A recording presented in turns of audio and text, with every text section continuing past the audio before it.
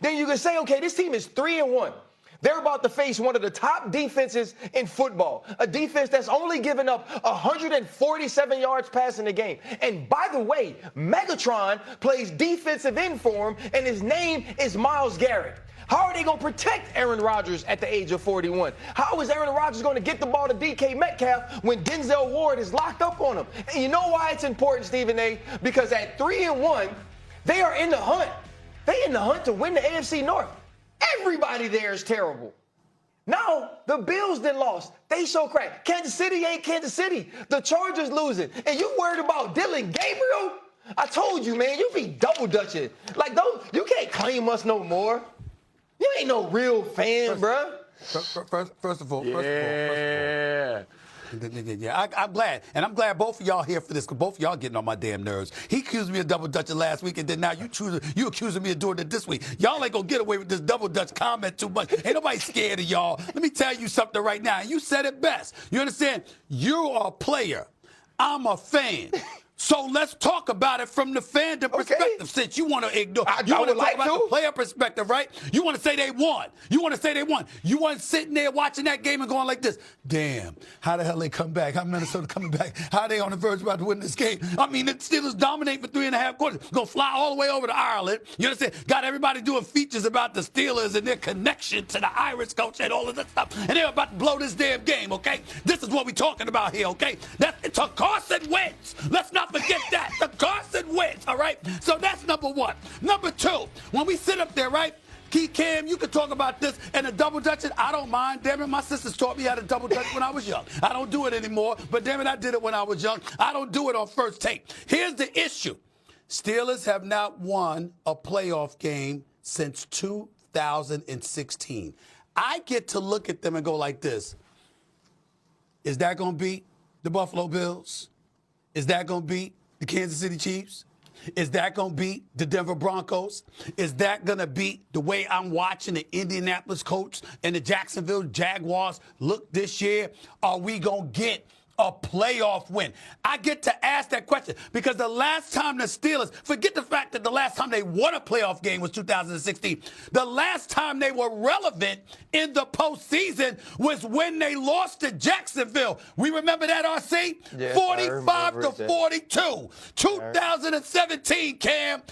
The Jacksonville Jaguars dropped 45 on them, led by Blake Bortles. I'm going to say it again. Blake Bortles. Don't talk to me about fake Steeler fandom. I have suffered. Steeler Nation has suffered. We want results. There's nothing wrong with that. Love Tomlin. You know, love Coach T. You understand? Aaron Rodgers, them in the upgrade from the Mitch Trubisky's and the Mason Rudolph. They gave us Mason Rudolph. They gave us Mitchell Trubisky. Last year they tried to sell us on Russell Wilson and Justin Fields. We have suffered. They kept Big Ben Roethlisberger for 2 years longer than you should have. Steeler Nation has suffered. And I'm telling you right now, Cam, I'm telling you right now, RC, which y'all could be a double dutcher. Steeler Nation will double dutch with me all day on this topic. They will not side with RC. They will side with me. They will say, we are tired of the suffering. We need more, period. Don't come to me with that. Don't y'all even think about it. I'm here for it. I'm here for it. Cam, go ahead, man. So, I mean, you can, listen, you can huff and puff and do all that riffraff, but we're not talking about the playoffs here, respectfully. I think we're worried more about this week coming up. Yeah, again, you get to talking and rubbing and revving up and doing all that stuff and pointing and looking at me, fixing your shirt and doing all that. We don't care about that. The discussion was about this week, Dylan Gabriel or Aaron Rodgers. And your Pittsburgh Steelers have their real first matchup of the year that we're really excited about, and we're going to see if they're fit for it. And to be honest with you, do I think that they're going to even have any relevance to the playoffs? They may go, but we may see the same same results because of the offensive amenities. All right, let's see what they're going to do versus a real competitor on defense that the Cleveland Browns pose for them. Oh, so you talk about a real competitor on defense. Last time I checked, Brian Flores had the Vikings defense looking pretty decent. Last time I checked. So now you're switching. And they played good on offense. What? They played good on offense. They played I know good. that. I'm talking about going into the game. I'm saying going into the game, we were looking at Minnesota as a formidable foe. Yeah. We're looking at Cleveland, and we're saying you can barely score. So if you score a couple of touchdowns, you should be able to beat them. You walked into the Meadowlands at MetLife Stadium for the season opener. It was supposed to be Aaron Glenn and his Jets defense. Let's see what was going to happen. And then we were excited because we saw the Steelers drop plus 30 on them. We were very excited about that. All I'm trying to say is I answered the question. I didn't double dutch. I didn't tap dance. I said I'm more intrigued by seeing what Dylan Gabriel is. You know why, Cam? Because I expect the Steelers to beat the Cleveland Browns. I expect them to handle their business in Pittsburgh against a no offense having Cleveland Browns squad. And if they don't, I'm going to have a problem with that too.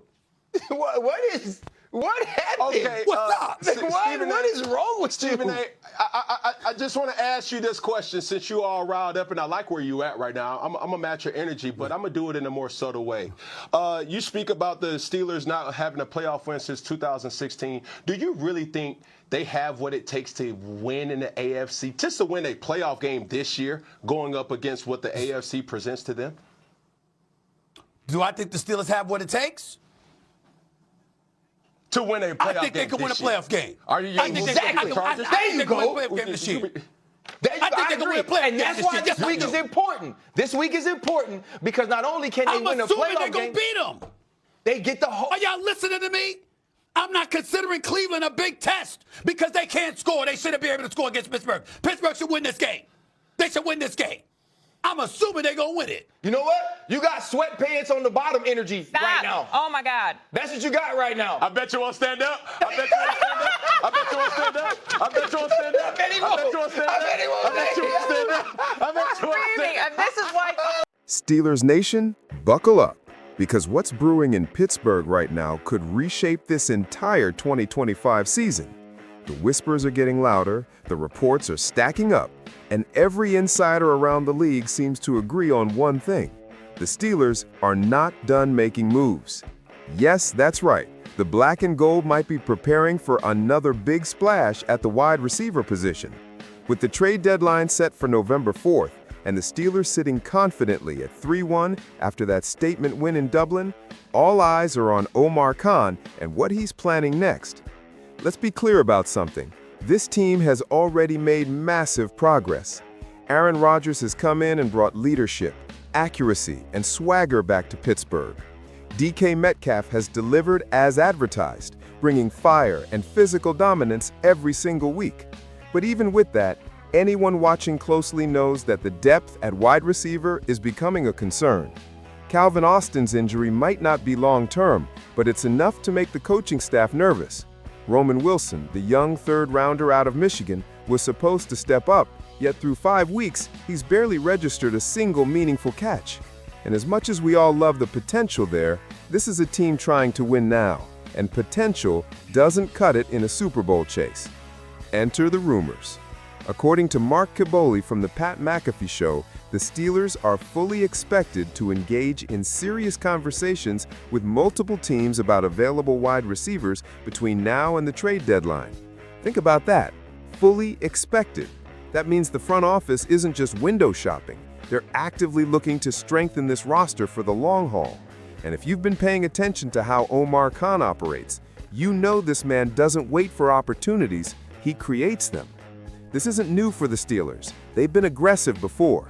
Just last summer, they were deep in talks for Brandon Ayuk, and by all accounts, they were close, really close, before San Francisco locked him into an extension. Then last year, they nearly pulled the trigger on Christian Kirk, but a late-season injury made it impossible. So the ambition has always been there. This front office wants another elite weapon alongside DK Metcalf, someone who can stretch the field, open up space, and give Aaron Rodgers another dependable target. Now with the Dolphins struggling and Tyreek Hill out for the season, rumors around Jalen Waddle have started to flare up. That's the dream scenario. Waddle's explosive speed, Rodgers' arm, Metcalf's the size. It's a Madden-style offense waiting to happen.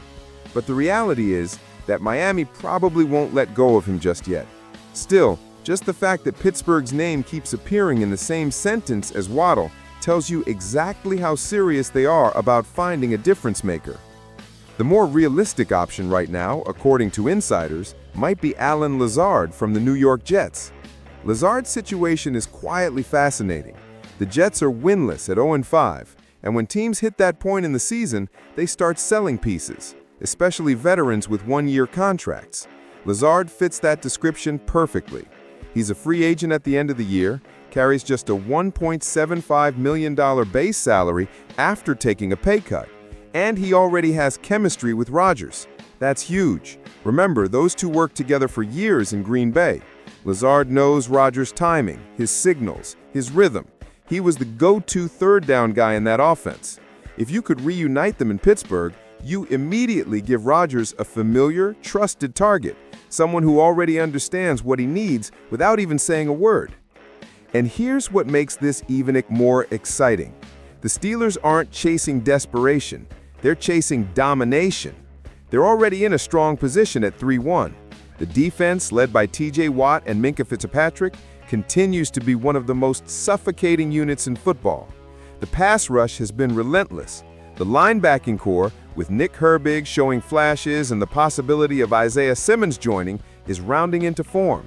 The offensive line has protected Rodgers better than many expected, and Najee Harris is finally running with that old-school Steelers power again. So adding another receiver isn't about fixing a weakness.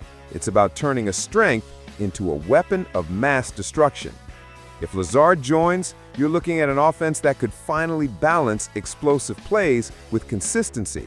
DK Metcalf as the physical X receiver, Lazard working the slot in short routes, Freiermuth controlling the middle of the field, and Rodgers orchestrating the whole thing like a symphony. It's not just about stats, it's about trust, experience, and momentum. Rodgers trusts Lazard, and trust in the NFL can be worth more than any draft pick you'll ever trade away. Let's also not forget the wild card in all this, Omar Khan. The man is building a reputation as one of the most aggressive general managers in football. Last year, people doubted him when he went after Rodgers. This year, they doubted him when he traded for DK Metcalf. And yet here we are, Pittsburgh sitting near the top of the AFC North, playing with energy, confidence, and a chip on their shoulder. Khan has shown that he's not afraid to move picks, not afraid to take chances, and definitely not afraid to silence critics. So what does all this mean? It means the Steelers are serious about maximizing this window. They know Rodgers isn't here for 5 more years. This could be his last run. They're not going to waste it by being passive or waiting for the draft. They're in win-now mode, and every sign points to another move coming soon. Whether it's Lazard, Mayers, or even a surprise name like Marquise Hollywood Brown, one thing is certain: Pittsburgh will make a move that fits the DNA of this franchise. Smart, calculated, and bold.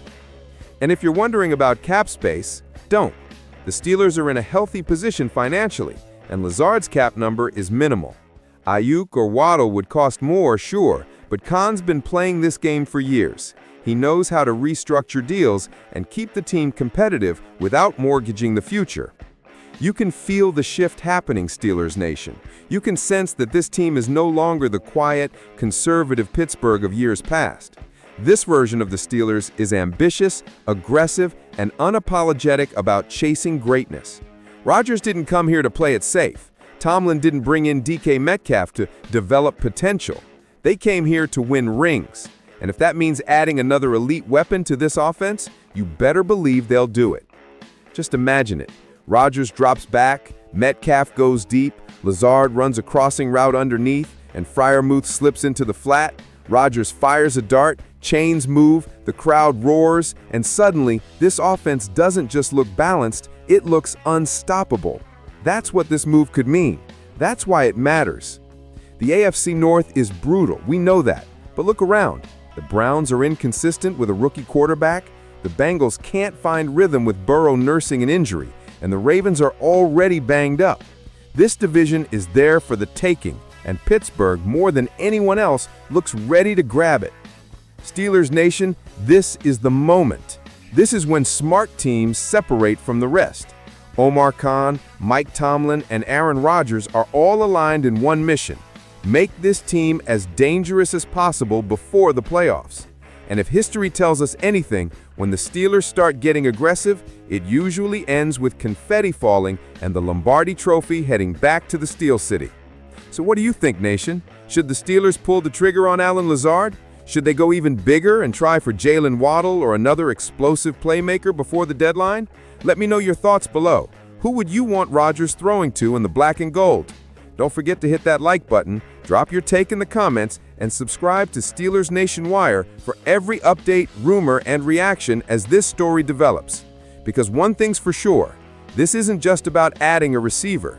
This is about Pittsburgh reminding the entire NFL that when the Steelers go all in, they don't rebuild, they reload.